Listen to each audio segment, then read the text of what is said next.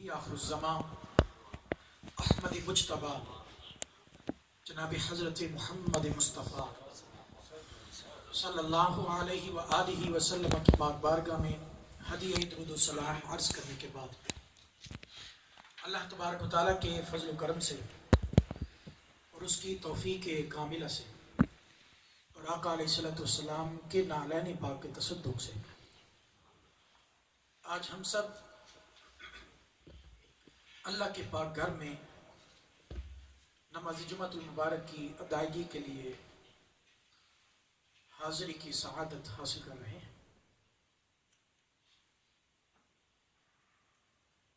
جیسا کہ آپ سب کے علم ہے کہ یہ ماہ مبارک جمادی الثانی کا ہے اور اس ماہ مبارک کی 22 تاریخ کو اسلام کی عظیم ہستی، عظیم شخصیت، شہنشاہ صداقت، پیکر صدق و وفا، کشتہ عشق رسول، یار غار مصطفیٰ، وزیر اعظم مصطفیٰ، نائب اعظم مصطفیٰ، امیر المؤمنین، خلیفۃ المسلمین، خلیفہ برحق حضرت سیدنا ابو بکر صدیق و عتیق رضی اللہ تعالی عنہ، آپ کا وصال مبارک ہے۔ اور حسن اتفاق یہ ہے کہ آج جمعۃ المبارک بھی ہے اور آج 22 جمادی الثانی بھی ہے، یعنی آج جمعۃ المبارک، آج کا دن یوم سیدنا صدیق اکبر رضی اللہ تعالی۔ اس حوالے سے ہم مسجد میں باقاعدہ پروگرام بھی ہوا تھا ہفتے کو، اور اس میں حضرت سیدنا صدیق اکبر رضی اللہ تعالیٰ کے شخصی فضائل و مناقب کو بیان کیا گیا تھا، اور ساتھ ہی عرض کیا گیا تھا کہ کچھ حصہ انشاءاللہ العزیز اس موضوع کا جمعۃ المبارک کے خطبہ میں بھی بیان کریں گے۔ تو کچھ گفتگو اس پروگرام میں ہوئی تھی جو خالصتاً ہم نے آپ کی یاد میں کیا تھا، اور کچھ گفتگو آج کے اس جمعۃ المبارک کے خطبہ میں آج کے اس یوم سیدنا صدیق اکبر رضی اللہ تعالیٰ عنہ کی مناسبت سے کرتے ہیں۔ حضرت سیدنا ابو بکر صدیق رضی اللہ تعالیٰ عنہ امت کی وہ عظیم ہستی ہیں کہ جنہیں نبیوں اور رسولوں کے بعد افضل الخلق، مخلوق میں سے افضل ترین ہونے کا شرف حاصل ہے۔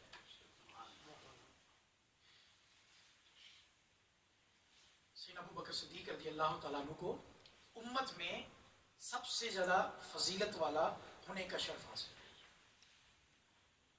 اور پھر سیدنا ابو بکر صدیق رضی اللہ تعالیٰ عنہ کو اللہ نے ایک ایسا اعزاز یہ بھی عطا فرمایا جو کسی اور صحابی کو نہ ملا۔ وہ اعزاز یہ ہے کہ آپ کی 4 پشتوں میں صحابیت ہے، 4 پشتوں میں، 4 نسلوں میں صحابیت ہے۔ آپ خود بھی صحابی رسول ہیں، آپ کے والد گرامی بھی صحابی ہیں، آپ کے بیٹے بھی صحابی، آپ کے پوتے بھی صحابی۔ 4 اور کسی صحابی کو یہ شرف نہیں ملا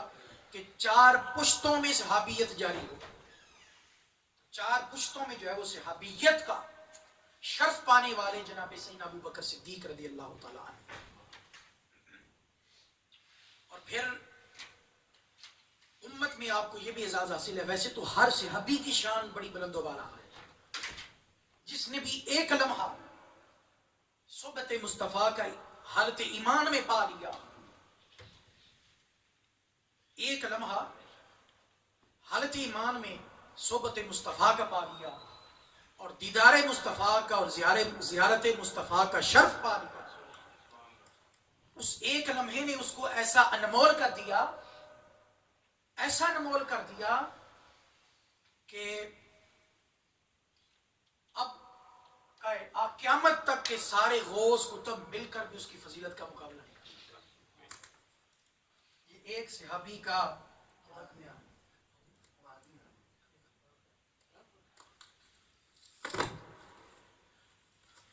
یہ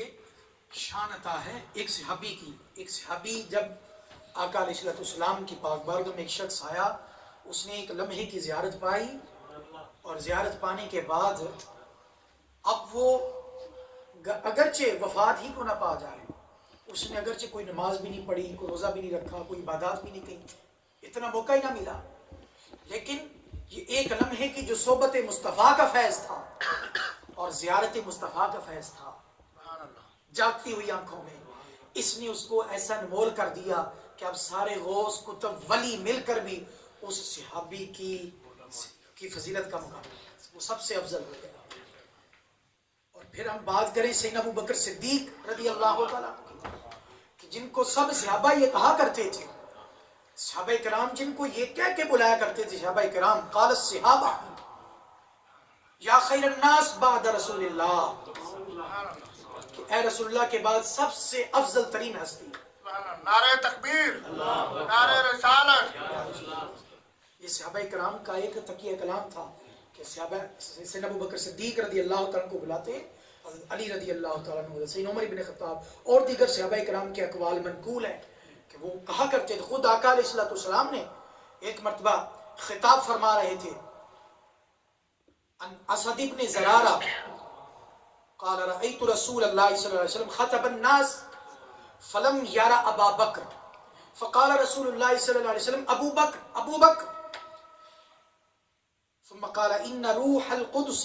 جبریل علیہ السلام اخبرنی آنفا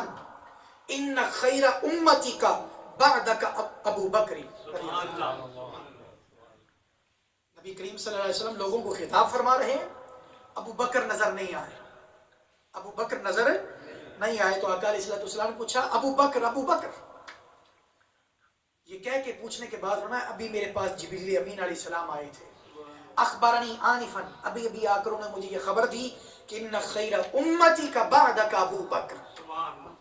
کہ آپ کے بعد آپ کی امت میں افضل ترین ہستی ہیں وہ ابو بکر صدیق رضی اللہ تعالیٰ۔ یہ شان تھی سیدنا ابو بکر صدیق کہ انہیں امت میں افضل ترین ہونے کا شرف حاصل ہے۔ اور پھر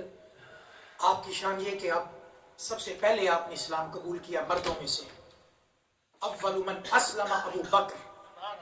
من الرجال، مردوں میں سے سب سے پہلے سیدنا ابو بکر صدیق رضی اللہ تعالیٰ عنہ نے آپ نے اسلام قبول کیا۔ اور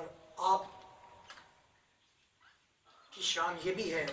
باقی جتنے احباب نے اسلام قبول کیا انہوں نے تحمل کیا، غور و فکر کیا، لیکن سیدنا ابو بکر صدیق رضی اللہ تعالیٰ عنہ کی شان و عظمت یہ ہے کہ آقا علیہ الصلوۃ والسلام فرماتے ہیں ان رسول اللہ صلی اللہ علیہ وسلم قال ما دعوت احدا الى الاسلام الا كانت عنده كبوة وتردد ونذر الا ابا بکر ما عكم عنه حين ذكرته ولا تردد فيه، کہ جب میں نے سیدنا ابو بکر صدیق کو دعوت اسلام پیش کی تو انہوں نے تردد نہیں کیا، تعمل نہیں کیا، ٹال مٹول سے کام نہیں لیا، فوراً جو ہے وہ دعوت اسلام کو قبول کر لیا،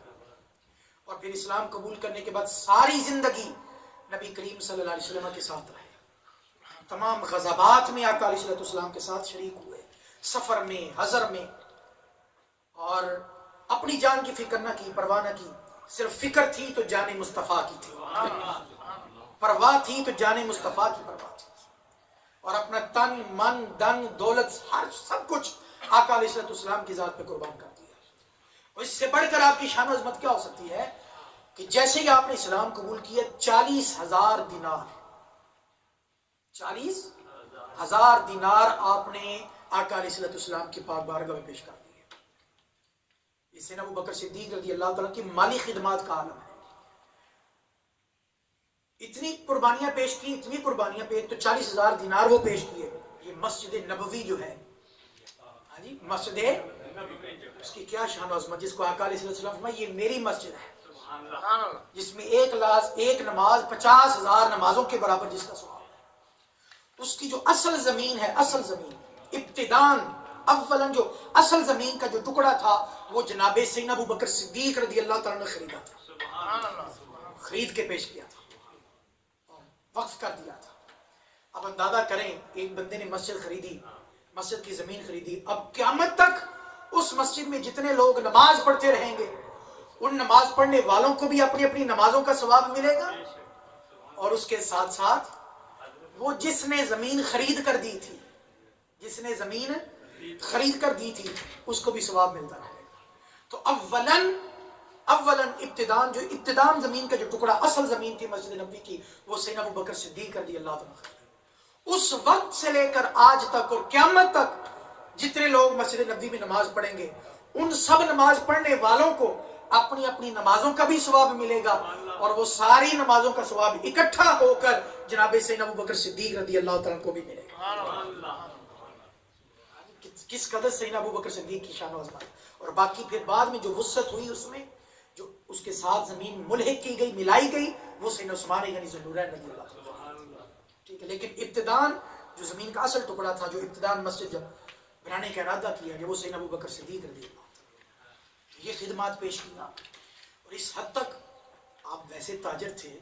مالدار تھے، مالدار گھرانے سے تعلق تھا، لیکن سب کچھ قربان کر دیا، سب کچھ قربان کر دیا، اس قدر قربان کر دیا کہ ایک مرتبہ نبی کریم صلی اللہ علیہ وسلم نے خدمت دین کے لیے اعلان کیا، لوگوں کو آمادہ کیا، اعلان کیا آقا علیہ السلام نے۔ اس دن سیدنا عمر بن خطاب، آپ نے دل میں سوچا کہ آج یہ دن جو ہے نا میرے لیے زیادہ اچھے ہے، میرے پاس آج کل جو ہے مال و دولت کافی ہے، آج میں سیدنا ابو بکر صدیق رضی اللہ تعالیٰ سے سبقت لے جاؤں گا، آج سیدنا ابو بکر صدیق رضی اللہ تعالیٰ سے سبقت لے جاؤں گا کہ میرے پاس بہت کچھ ہے، میرے پاس ان دنوں بہت کچھ ہے۔ تو سیدنا عمر بن خطاب گھر کا جتنا مال تھا اس میں سے آدھا اٹھا کے بارگاہ مصطفیٰ میں لے آئے۔ سیدنا عمر بن خطاب کل گھر کا جتنا مال تھا اس میں سے آدھا، نصف جو تھا وہ لا کے آقا علیہ السلام کی پاک بارگاہ پیش کر دیا۔ اب وہ نصف بہت زیادہ ہوگا، پورے گھر کا آدھا مال اٹھا کے لا کے بارگاہ مصطفیٰ میں پیش کر دیا، اور دیگر صحابہ کرام بھی لا رہے تھے۔ اسی طرح سیدنا ابو بکر صدیق رضی اللہ تعالیٰ بھی، آپ کے پاس جو تھا آپ نے لا کر پیش کر دیا۔ جب پیش کر دیا تو آقا علیہ السلام نے پوچھا، پہلے سیدنا عمر بن خطاب سے پوچھا، یا عمر ما ابقیت لأہلک، اپنے گھر والوں کے لیے کیا چھوڑ کر آئے، اپنے گھر والوں کے لیے کیا چھوڑ کر؟ عرض کرنے لگے، یا رسول اللہ نصف لے آیا ہوں، نصف گھر والوں کے لیے چھوڑا۔ اور پھر آقا علیہ السلام خوش ہوئے، آقا علیہ السلام نے پوچھا، یا ابا بکر ما ابقیت لأہلک، آپ اپنے گھر والوں کے لیے کیا چھوڑ کر آئے ہو؟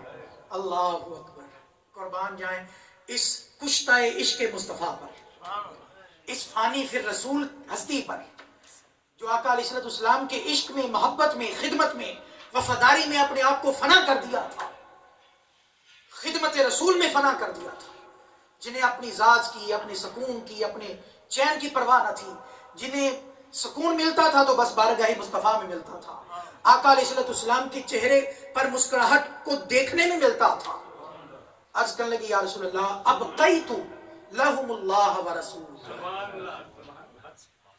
سیدنا صدیق اکبر رضی اللہ تعالیٰ نے دو کام کر دیے، آقا علیہ السلام کے سوال کا جواب بھی دے دیا، اور قیامت تک کے لیے حضور کی امت کا بھلا بھی کر گئے۔ نعرہ تکبیر، نعرہ رسالت، بعد الانبیاء افضل البشر سیدنا صدیق اکبر، قیامت تک کے لیے امت کا بھلا بھی کر گئے، انہیں عقیدے کی تعلیم دے گئے، عقیدہ سکھا گئے، بتا دیا کہ میرا عقیدہ کیا ہے۔ سامنے آقا علیہ السلام تشریف فرما ہے، سامنے آقا علیہ السلام تشریف فرما ہے، آقا علیہ السلام کو جواب دے رہے ہیں، سامنے تشریف فرما ہے، اس کے باوجود سیدنا ابو بکر صدیق عرض کر رہے ہیں، یا رسول اللہ میں گھر والوں کے لیے ابقیت لہم اللہ و رسولہ، میں گھر والوں کے لیے اللہ اور اس کے رسول کو چھوڑ آیا۔ کیوں؟ سیدنا صدیق اکبر رضی اللہ تعالیٰ عنہ کا یہ عقیدہ تھا، یہ نظریہ تھا، کانا عقیدۃ سیدنا ابی بکر صدیق رضی اللہ تعالیٰ عنہ کل شیء فی الکون فی نظر النبی صلی اللہ علیہ وسلم، کہ کائنات کی ہر چیز جو ہے وہ نبی کریم صلی اللہ علیہ وسلم